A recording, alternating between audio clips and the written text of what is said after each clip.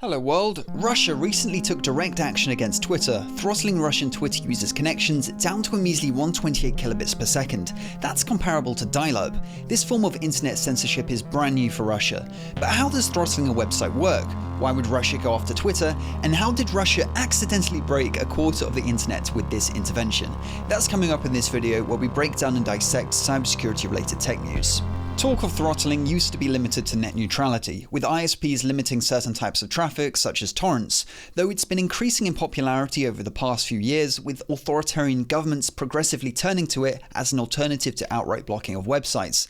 And there's a few reasons for this. Throttling makes it difficult to discern between government intervention and just generic slow internet caused by network congestion. This gives some level of plausible deniability to governments. Oh, your site is slow? Just level up your servers, mate. If a government outright blocks a certain websites, people learn pretty quickly that they're going to have to use a VPN. However, by throttling, you can exasperate internet users. If a website is super slow, the typical user will simply be discouraged from using it. Russia's throttling of Twitter went down last month. It didn't last long and seems to have been intended to act as a warning shot across the bow of Twitter. We'll get to Russia's reasoning behind this aggression a little later on in the video.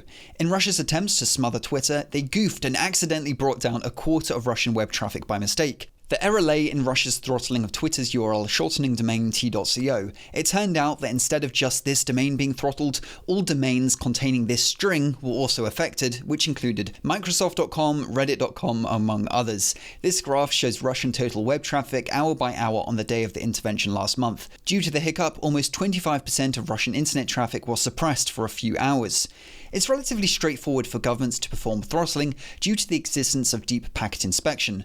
Sure, Twitter uses HTTPS, so the contents of your communication can't easily be read by a third party, but the IP address and domain name of the packet is open for inspection, allowing governments to easily discriminate against network traffic based on its origin or destination. The inspection is done via the use of what's being called middle boxes. Numerous of these boxes are installed by ISPs and use deep packet inspection to ascertain if any passing traffic is liable to being throttled. Recently, a whistleblower who works at a Russian ISP detailed the technical specifications of the hardware used in these middle boxes. They're also remotely configurable to allow authorities to easily control them. The throttling itself works with TCP connections specifically.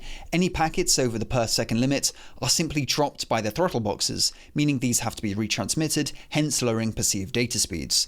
The throttling was orchestrated by the Russian agency, the Roskomnadzor. Probably butchered that one, but oh well. In this case, the throttling wasn't hidden from the public at all. There's a statement on their website detailing the actions they took against Twitter and why. So why target Twitter? That's a complicated question to answer. Russia claims Twitter hasn't been responsive enough when handling takedown requests relating to illegal content like abuse images. Whether that is the true reason for this action, though, is open for debate. Russia doesn't have a great track record when it comes to censorship. They recently fined Twitter for refusing to delete tweets calling on Russians to attend protests. So could this throttling be some kind of retribution against Twitter? It's possible, though in fairness there have been other allegations of poor Twitter moderation, and there is an ongoing lawsuit against Twitter separate to the Russian action, which levels some pretty severe accusations.